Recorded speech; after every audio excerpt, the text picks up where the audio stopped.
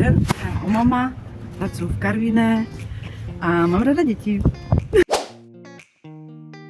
Baví mě hodně, když jsem v blízkosti s dětma, maminkama, jak se radují, jak se objímají, jak mají prostě radost z té naší lekce společné s mojí mentorkou a vlastně ze všeho prostě, co obnáší programu Mama. Mentorka je Roza, moje, a pomáhá mi velmi úplně se vším, co potřebuju vlastně v každé oblasti, ohledně dětí, maminek, poradí, pomůže. Je to moje kamarádka. Je můj manžel, který mě podporuje v tom, který říká, že mám jít do toho a který mě odváží do Ostravy. Tak to je dobrá otázka. tak přišla, no. A byla to, že jsem se za to modlila, chtěla jsem být mezi dětma. To jsem věřící a prostě přišla nabídka ohledně této práce.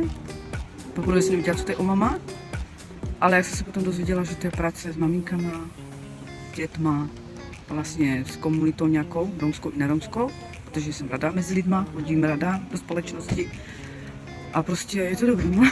Je to dobré, nevím, tak je to dobrá věc.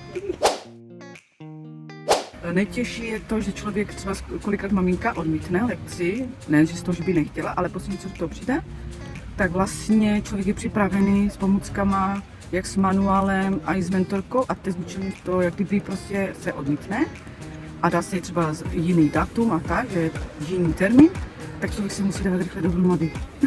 Nechcete jich vynadat, nechcete jich udržet a vlastně člověk se musí rychle dát dohromady ohledně těch lidí, aby prostě zpátky jsme navázali kontakt a tak vlastně. Byste nevěřili, ale je to vlastně to, že se věřící, tak se modlím v duchu a prostě to mě. Kdyby musím určitě, nemůžu tam dát ten přístup, že pozor, teda si vytáhám vlasy, když kolika to řeknu, ale opravdu to je spíš taková ta duchovní věc, kde se dávám do pořádku, kdy prostě se modlím za to, aby prostě nezahořkla vůči ní, nebyla zlá a tak prostě je to takové, toto mi hodně pomáhá.